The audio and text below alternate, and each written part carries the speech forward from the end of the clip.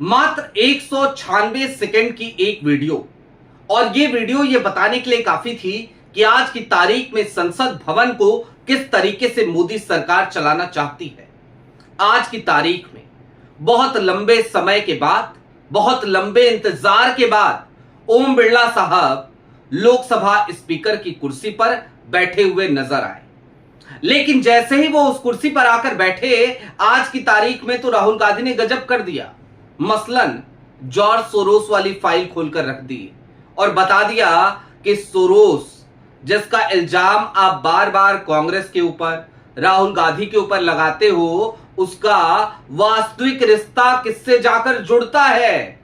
लेकिन इसके बाद बिरला साहब भड़क गए, राहुल गांधी को बोलने नहीं दिया और अखिलेश यादव के एक भाई का नाम पुकार लिया।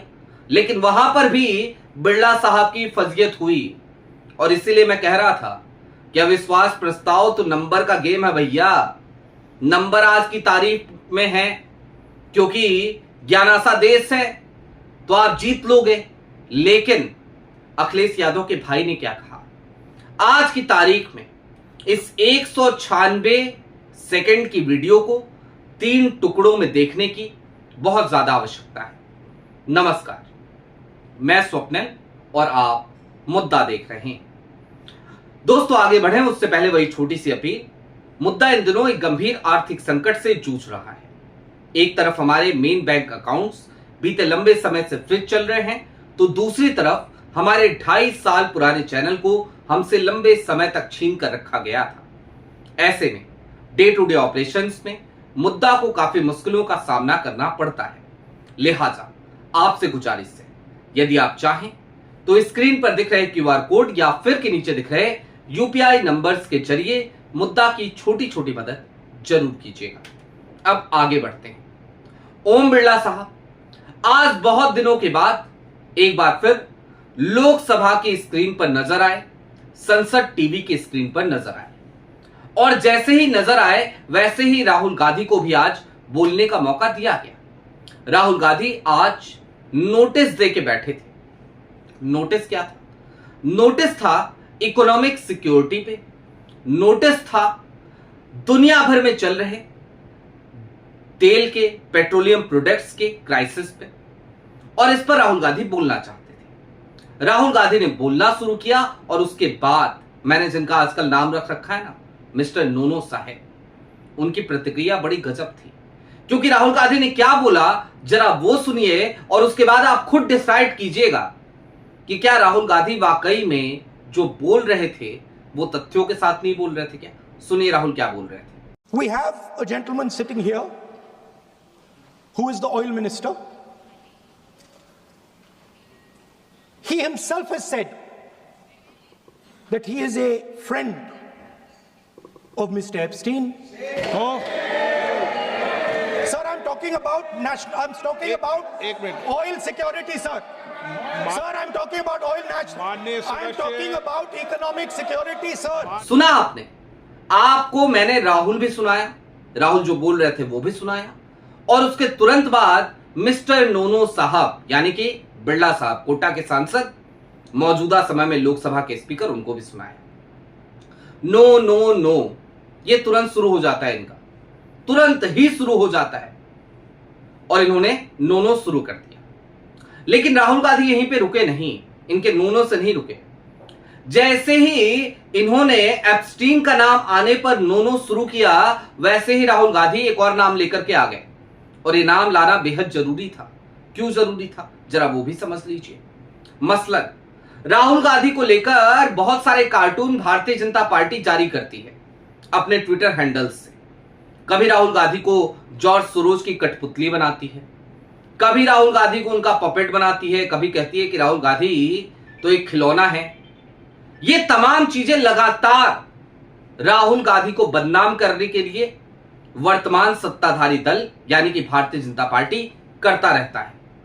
और आज की तारीख में राहुल गांधी ने यही दाव उल्टा संसद भवन के भीतर चल दिया। कैसे चला, अब वो भी वीडियो देखिए। Sir, here I have a document which shows that his daughter has received money from George Soros. माननीय सदस्य, आपने देखा, आपने राहुल गांधी ने सीधे तौर पे कहा कि मेरे पास डॉक्यूमेंट्स हैं, मेरे पास जानकारी है कि हरदीप पुरी साहब जो एप्स्टीन को अपना दोस्त बता रहे थे, उन्हीं की बेटी ने जॉर्ज सोरोस से पैसे लिए, फंड लिया है। अब भला अगर डॉक्यूमेंट्स से और डॉक्यूमेंट्स आज की तारीख में पब्लिक डोमेन में है, तो राहुल गांधी ने क्या गलत बोला? लेकिन ओम बिरला साहब वहीं पे अड़ गए, हमेशा की तरह। नहीं, बोलने नहीं देंगे। कैसे बोल लोगे? हम तो नहीं बोलने देंगे, हमारी मर्जी चलेगी, हमारी दादागिरी चलेगी। हम डंडे की जोर पर लोकतंत्र चलाएंगे, हम डंडे की जोर पर संसद भवन को चलाएंगे, हम डंडे की जोर पे लोकसभा को चलाएंगे। और इसके बाद जो मुंह की खानी पड़ी है, आज की तारीख में मैंने इसे लिखा था 196 सेकंड की वीडियो को 3 हिस्सों में देखने की जरूरत है। एक नाम पुकारा गया, किसका पुकारा गया? सुनिए। धर्मेंद्र यादव जी, आप बोलना चाहते हैं? सभापति लीडर ऑपोजिशन को सर बोलने दीजिए, बात पूरी हो जाए। लीडर ऑफ अपोजिशन है, पूरी बात हो जाए तो लीडर ऑपोजिशन की बोलेंगे, नियम के विपरीत नहीं बोल सकते। जिस विषय पे उन्होंने नोटिस दिया है, नोटिस सदन के पटल पे उस विषय पर बोले हुए।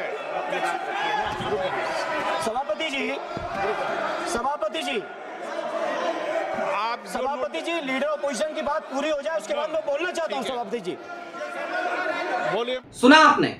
धर्मेंद्र यादव का नाम भी आपने सुना। हालांकि इस क्लिप को हमने थोड़ा सा ट्रिम कर दिया है। धर्मेंद्र यादव का चेहरा भी आपको दिखा दिया, और धर्मेंद्र यादव ने आज की तारीख में लोकसभा के भीतर 2 बार यही बात कही।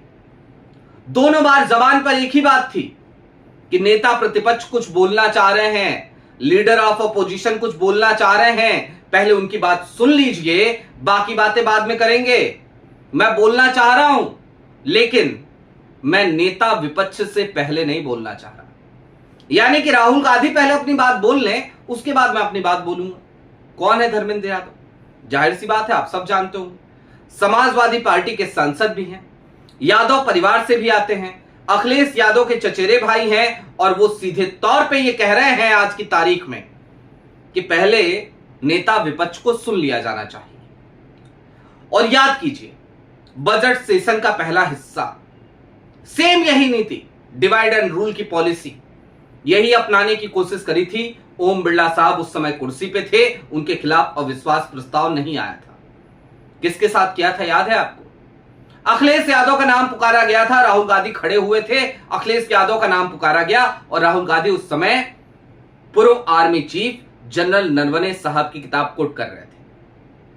ओम बिरला साहब ने कहा, अखिलेश यादव आप बोलिए। अखिलेश जी ने खड़े होकर क्या कहा? उन्होंने कहा, नहीं, नेता प्रतिपक्ष जरूरी बात कह रहे हैं। राम मनोहर लोहिया और नेताजी मुलायम सिंह यादव दोनों ने सचेत होने के लिए कहा था हमें। किससे? चीन से। लिहाजा अगर आज की तारीख में नेता विपक्ष, leader of opposition Rahul Gandhi कुछ जरूरी बात कह रहे हैं, तो हमें पहले उनकी बात सुननी चाहिए। यह एकता है आज की तारीख में इंडिया अलायंस की, और यह एकता आज की तारीख में भारी क्यों पड़ रही है जानते हैं? चलिए चलते चलते उस बात की भी चर्चा कर लेते हैं। कांग्रेस काशीराम जयंती के अवसर पर मान्यवर काशीराम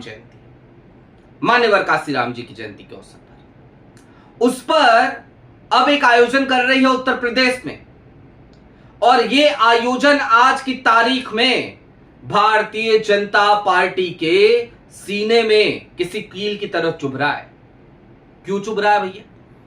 क्योंकि अभी तक भारतीय जनता पार्टी का सीधा सा गेम प्लान था उत्तर प्रदेश के लिए कि भाई एक काम करो, मायावती जी को सेट करके रखो, बसपा को सेट करके रखो, दलित वोट बैंक, वंचित वर्ग का वोट बैंक उधर खिसक जाएगा।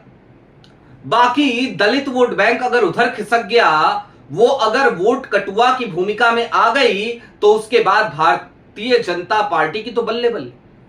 क्योंकि फिर क्या करेंगे अखिलेश यादव, क्या करेगी समाजवादी पार्टी, क्या करेंगे राहुल गांधी, क्या करेगी भारतीय राष्ट्रीय कांग्रेस?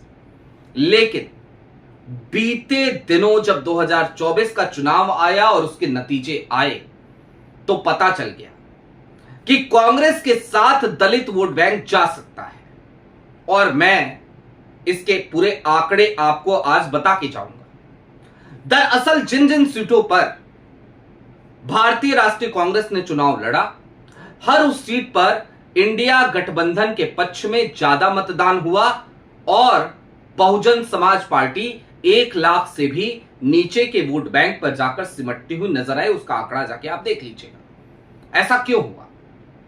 क्योंकि दलित वोट बैंक, वंचित वर्ग का वोट बैंक, वो किसी भी हाल में अखिलेश यादव के साथ जाकर के उतना कंफर्टेबल नहीं हो पाता है।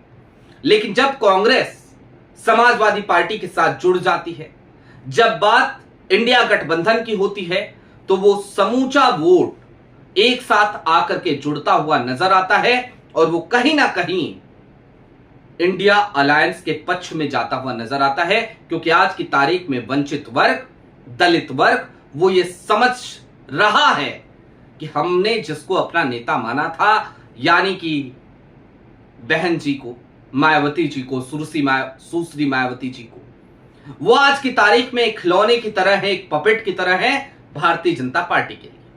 लिहाजा यही एक बात है जो आज खल रही है, जो आज खटक रही है। और ये खटकना भारतीय जनता पार्टी का इस बात की परिचायक है कि 2027 का चुनाव बेहद मुश्किल हो चला है यूपी में। हालांकि अभी चुनाव उससे आगे भी है।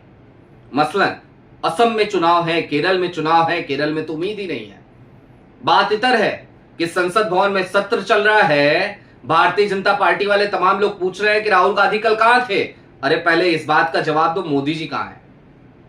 चुनाव प्रचार में व्यस्त रहेंगे या संसद में आकर के सीना ठोक करके, जिसको वो सोकल्ड कहते हैं 56 इंची सीना, वो आकर के अपना सीना भी दिखाएंगे? पहले इस बात का जवाब दे दो, उसके बाद नेता विपक्ष से सवाल कर लेना कि वो कहां है, क्योंकि वो तो नेता विपक्ष है।